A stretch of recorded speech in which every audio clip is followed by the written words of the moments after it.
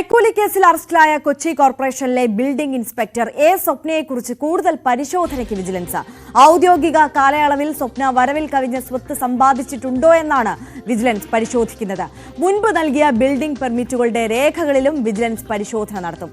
ആജ്ഞ രവീന്ദ്രൻ ചേരുന്നുണ്ട് ഒരിക്കൽ കൂടി വിവരങ്ങളുമായി. ആജ്ഞ, ഒരു സ്ഥിരം കൈക്കൂലിക്കാരിയാണ് സ്വപ്ന എന്നുള്ള ഒരു പ്രാഥമിക വിലയിരുത്തൽ വിജിലൻസിനുണ്ടോ?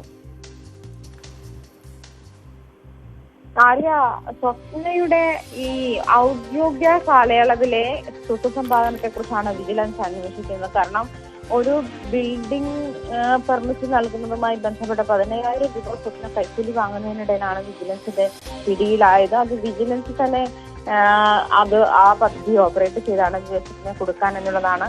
അതേസമയം ഇത് നിരവധി പരാതികൾ നേരത്തെ തന്നെ സ്വപ്നക്കെതിരെ ഉണ്ടായിരുന്നു.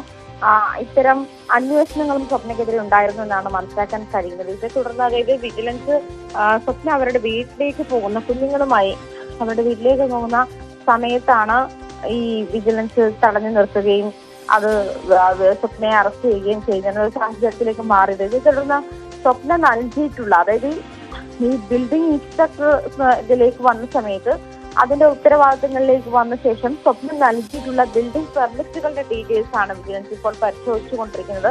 ഇതുമായി ബന്ധപ്പെട്ട് മറ്റെന്തെങ്കിലും അഴിമതികൾ നടത്തിയിട്ടുണ്ടോ, മറ്റ് ആളുകളുടെ അടുത്ത് മുൻപ് ബിൽഡിംഗ് പെർമിറ്റുകൾ നൽകിയിട്ടുള്ള ആളുകളുടെ അടുത്തൊന്നും കൈക്കൂലി വാങ്ങിയിട്ടുണ്ടോ, ഇത്തരം കാര്യങ്ങളൊക്കെ വിജിലൻസ് പരിശോധിക്കുന്നുണ്ട്. മാത്രമല്ല സ്വപ്നയുടെ ഔദ്യോഗിക കാലയളവിൽ സ്വപ്ന സമ്പാദിച്ചിട്ടുള്ള സമ്പാദ്യങ്ങളെ പറ്റി പരിശോധിക്കുന്നുണ്ട്.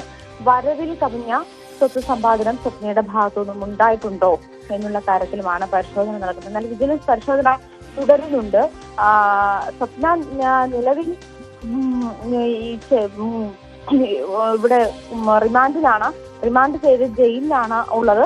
അത് മാത്രമല്ല സ്വപ്നയെ കഴിഞ്ഞ ദിവസം സസ്പെൻഡ് ചെയ്യുകയും ചെയ്തിരുന്നു. എന്തായാലും സ്വപ്നയ്ക്കെതിരെയുള്ള നിയമ നടപടികൾ അത്തരത്തിൽ നടക്കുമ്പോഴും വിജിലൻസ് പരിശോധന ഈ ഒരു വശത്ത് ഊർജിതമായിരിക്കുന്ന ഒരു സാഹചര്യം കൂടിയാണ്. ആര്യ, തീർച്ചയായും ആജ്ഞ രവീന്ദ്രനാണ് വിവരങ്ങൾ നൽകിയത്.